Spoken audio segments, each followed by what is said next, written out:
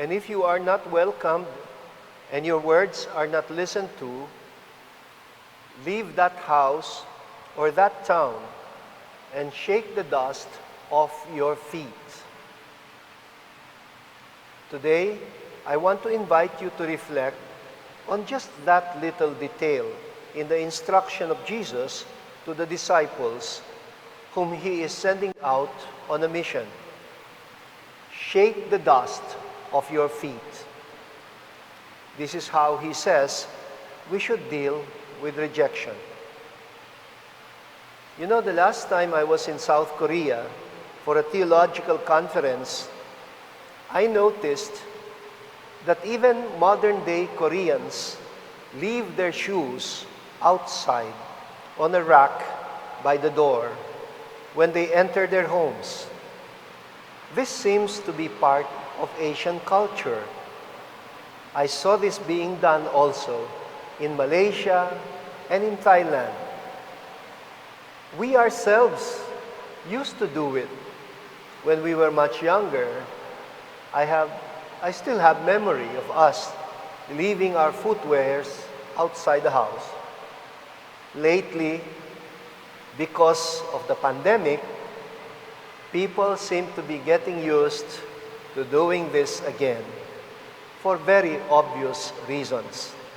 And I really hope that we can restore this beautiful practice, not just for hygienic reasons. The practice of removing one's footwear is not just for hygiene. It also has, it is also replete with both cultural and religious meanings. You remember that scene when Moses encountered God in a burning bush? How he was told to remove his sandals because he was standing on holy ground. It makes sense why. You have been walking around, you may have stepped on so much dirt outside, you keep it outside. Do not drag it along. Do not bring it with you inside your home or your sacred space. The dust or dirt can be a good analogy to the hurts and disappointments that we often experience, especially when we are rejected. We can get so affected that we get disoriented to the point that we are prevented from pursuing our life's purpose. Sometimes, we can even react violently when we feel unwelcome. Remember the disciples who wanted to rain down fire when the Samaritans refused to allow them to pass through their territory? And remember how Jesus merely rebuked them.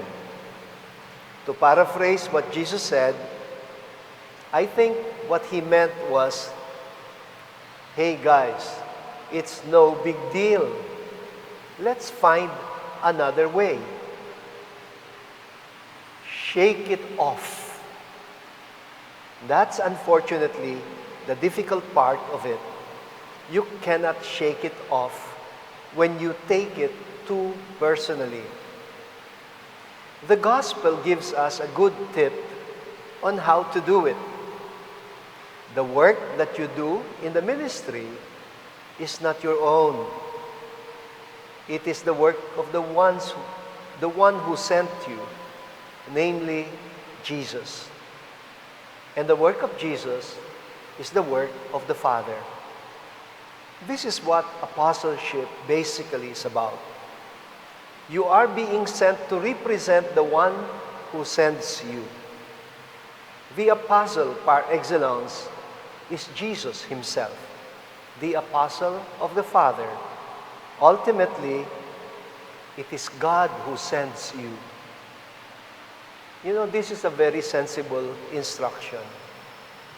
When we are rejected in the ministry, we should not take it too personally to the point that we cannot sleep or carry on anymore because we brood over it. Remember how Jesus said, whoever listens to you listens to me. Whoever rejects you, rejects me. But whoever rejects me, rejects the one who sent me. In short, it is not you they reject, but the Lord who works through you. Maybe they're not ready yet. Maybe it's not yet the right time. No big deal. Just shake it off and move on to the next destination. You can always come back. You can always return when they are already better disposed for your message. Apostleship is indeed about wearing the Lord's shoes in the ministry, but not at all time. We have to learn to take them off too. We have to learn to shake off the dust of rejection, making sure that you don't allow it to get into your system. As you enter into the Lord's presence, it is enough to be just yourself, with your bare feet, with your bare self. I wonder if Jesus did not have this in mind when he made that gesture of washing the feet of his disciples before they partook of the Passover meal. Could he have been preparing them for the ultimate experience of rejection that he was about to face in Jerusalem? Even John the Baptist used this imagery when speaking about the Messiah. He said he wasn't even worthy to untie the straps of his sandals. I wouldn't be surprised if it was from John the Baptist that Jesus first picked up this imagery. And I dare say that John himself probably picked it up from the prophet Isaiah. You remember the lines in the prophet Isaiah that says, "How beautiful on the mountain are the feet of him who brings good news." Do not let the dust of rejection ever keep you from carrying on with your beautiful feet's task of being a herald of good news.